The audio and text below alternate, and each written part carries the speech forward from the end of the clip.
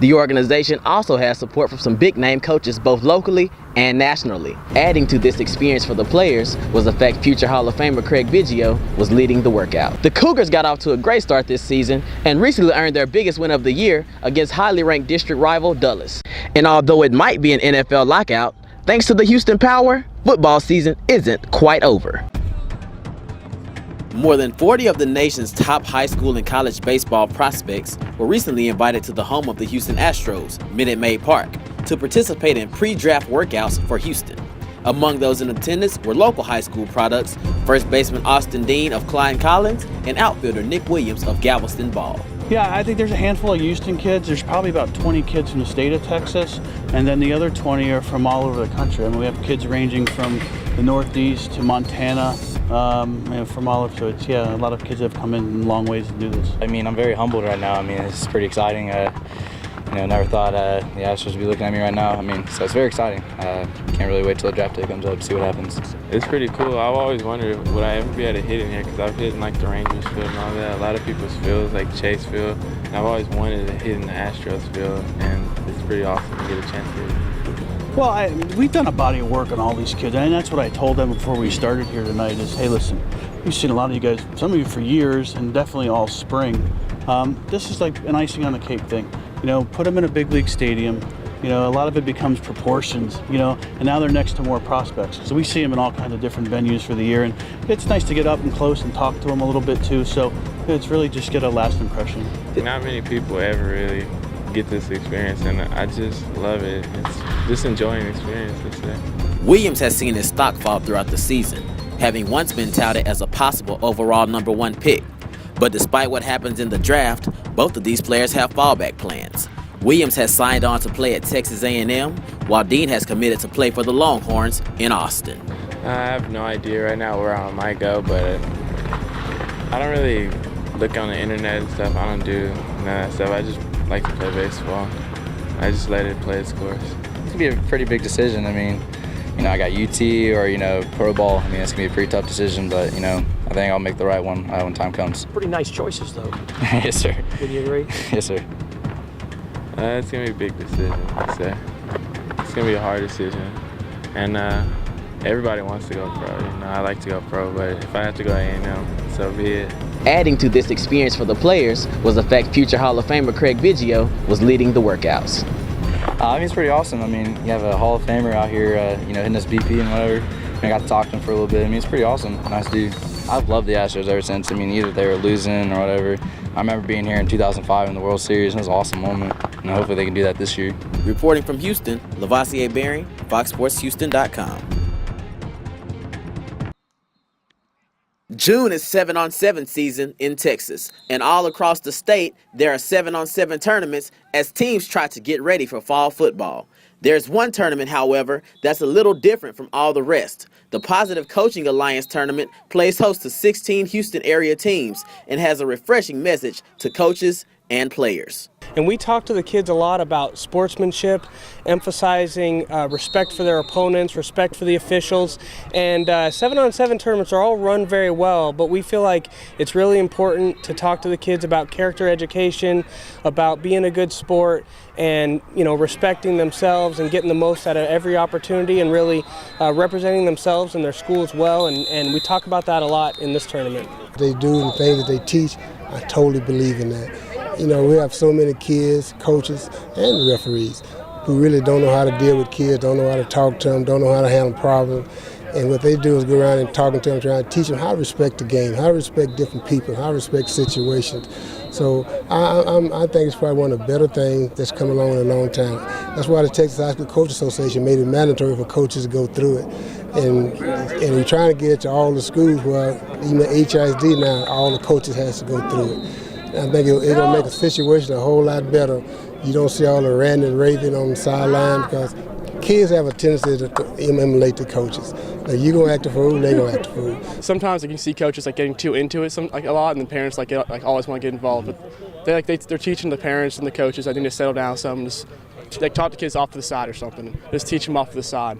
So, I mean, I think the PCA just really, it's good for the players and the parents just to learn what's going on. like inside a locker room or anywhere else really with a football team. I learned to kind of stay positive and like don't let your emotions take over, because in some cases that like it won't lead to anything good. Yeah. So just try to like stay control of your emotions and play hard. The organization also has support from some big name coaches both locally and nationally. Former Madison coach Ray Seals is behind the PCA 100%. I don't believe you get kids to do things by screaming and hollering and cursing at them. You know, you can talk to them with common sense, you know, respect with them. You want them to respect you, respect them. You know, and talk to them with a tone of voice. They know that you really care about them. But the tone of voice don't just really do it. They got to know you care. And once they do that, the problem become a lot easier to handle. Bill Jackson's our national spokesperson. Doc Rivers is one of our spokespeople. You know, we have other big names, not just coaches. You know, Steve Young. Really, just fantastic role models and athletes that, you know, after their playing careers have wanted to give back in a way that really leaves a positive mark on the game, you know, with their name on it. And so they come out to support our organization. Matt Bullard, a local guy here in Houston, is on our advisory board. And, you know, they put their time in and use their name to help promote positive coaching in sports. But make no mistake about it, this tournament is just as competitive as any other in the state, and players know the work they put in here will also help them when football kicks off this fall. In the regular season, it helps because we're on defense, so when we're trying to get zone coverages, over top coverages, it helps us to get a look on how the receivers and how to play on the receivers. For offense, it actually helps a lot because we do run the spread now, so it gives us a good look for the regular season. We just started the offense, and I'm still learning a lot. So we have sometimes a little playbook out there just teaching us ourselves still little things we forget. But I mean, like this is huge because I mean basically practice for the summer. So we have a lot of like a step up over like some other teams. Reporting from Houston, LaVoisier Bering, FoxSportsHouston.com.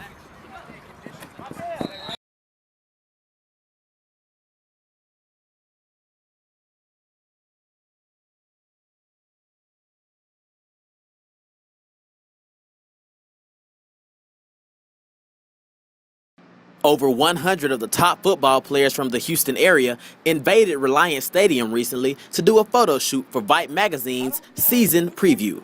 It's a tradition the publishers of the magazine began back in 2008, and it continues to grow every year. I remember the first time we did it at Hooks Airport with maybe 20 guys. Now it's up to about 100 kids, you know, all the best players in the city of Houston here at Reliant Stadium. Great hosts. They've been great to us, so we want to thank them a lot. But this is the best of the best, and again, another bumper class for 2012. But we got some younger guys also that are going to make an impact early, and they're 2013, 2014 kids that are really going to be special.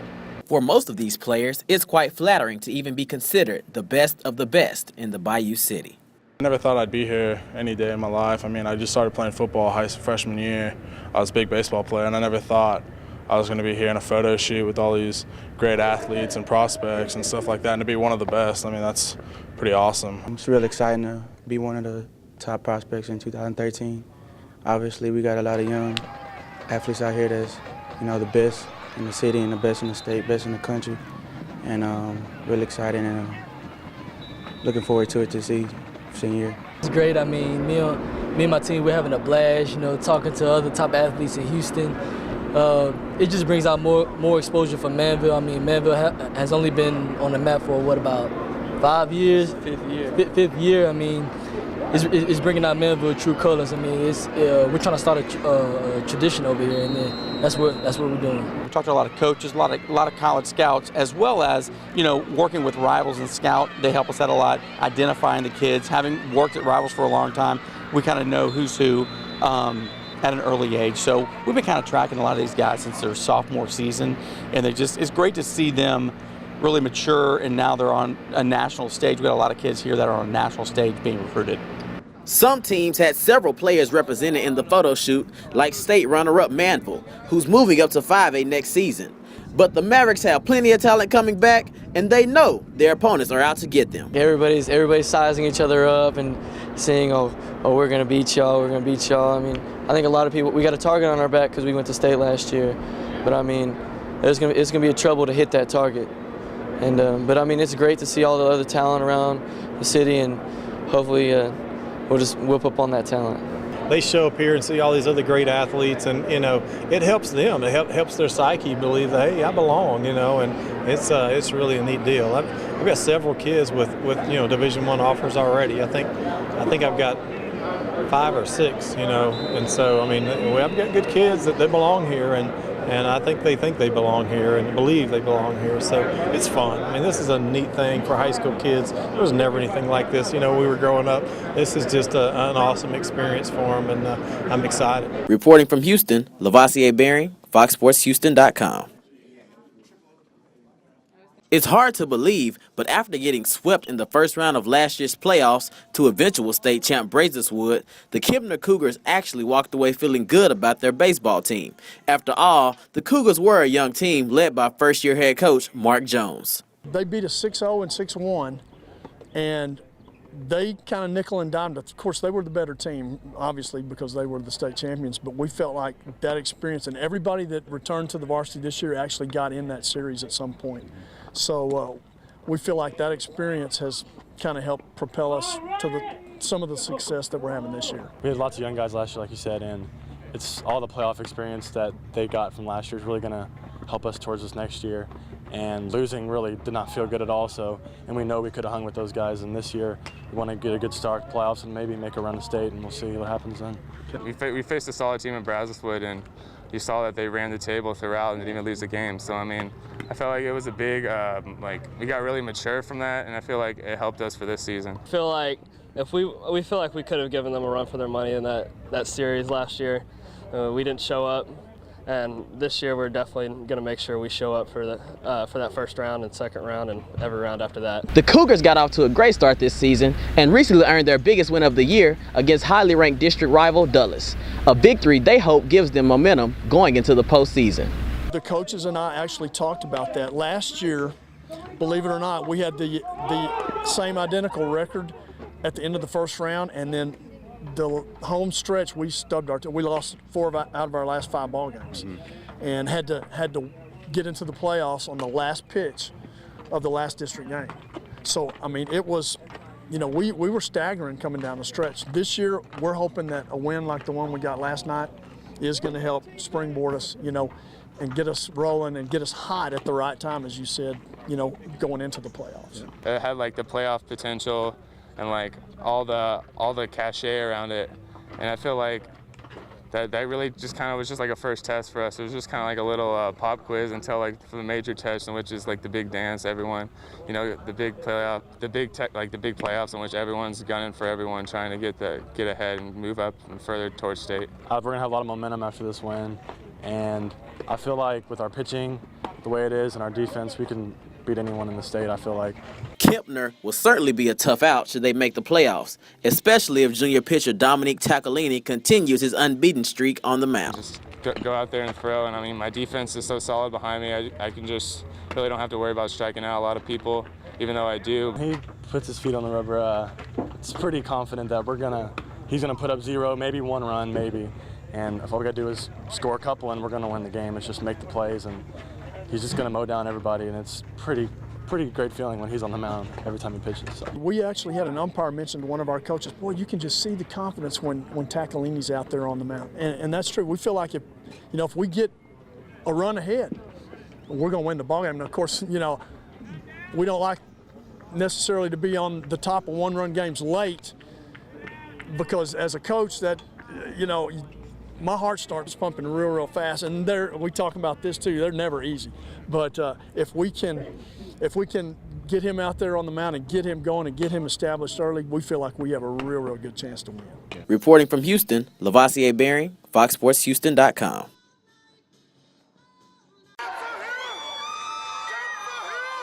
Texas Southern University hasn't had much to cheer about when it comes to their football program. But after an 11-6 win over Alabama State, the Tigers return to Houston as champions for the first time in 42 years. It feels good. It feels that Texas Southern is on the map. The people really love the school. Oftentimes, you get 1 or 2 people saying negative things, and you think you run with it. But it's a lot of people who love this university, love this school, and it's just showing tonight. A love from the school and the community that the players feel came simply from the team winning. In the beginning of the season, we started off 1-3. We didn't get too much love and anything, but as we started to win, a lot of people started showing up for the games, and we just put on the show, really. And now the whole Houston behind us, let alone TSU. So it just feels good to have all the support from not only Houston, but especially from TSU itself. And after the biggest win in school history, the players have nothing but feelings of joy for the team's newfound success. It's a great feeling, amazing feeling. I can't even explain it. Just coming back and seeing the emotions of all these people, it means something. We did more than just win a game. It means something. This community, everybody involved with Texas Southern University, this is a big deal. And we plan to make this a tradition. This championship winning business a tradition. And I'm proud of everybody here, and I'm just glad to be a part of it. For Fox Sports Houston, I'm LaVoisier Bering.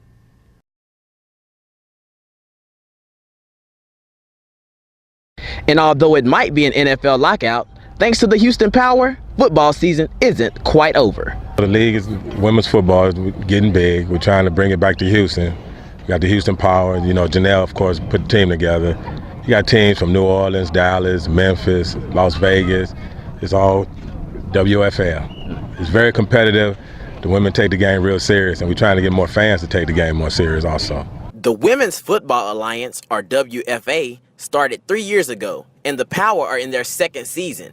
And to many of these women, full contact football has been a dream come true. I was thinking, heck yeah. I've always been in contact sports. Played judo in college, played basketball in high school, played soccer since I was 6. So contact sports kind of are, right up my alley. Yeah, I about lost my mind.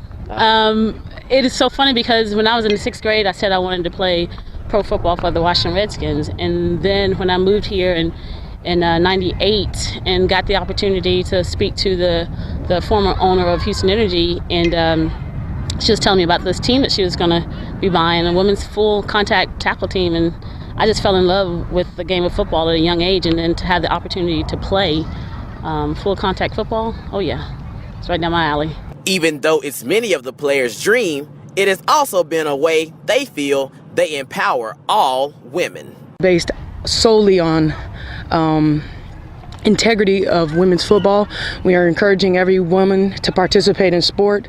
When females and women participate in sport, they don't become victims of abuse, so to speak, as much. It's not prevalent. They graduate from high school, they go to college, there's fewer teen pregnancies. So our organization is really community based, but as well as working on the girls independently. As a woman, this is a way of empowering young ladies to show that women can do things, showing that even though men play football, we can also play football and still be in the kitchen and cook for our husbands also.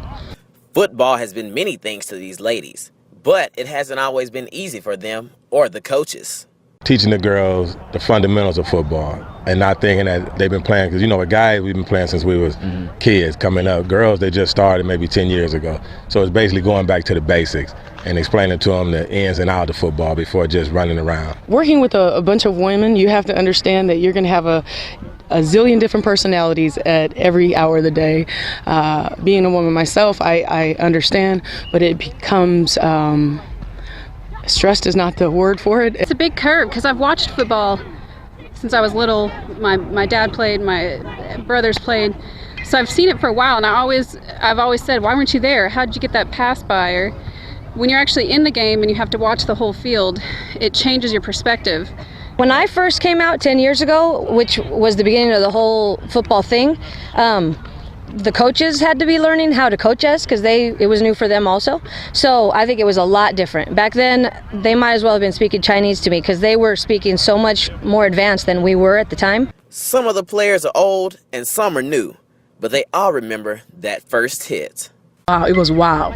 They called me maniac at that point in time. A few expletives.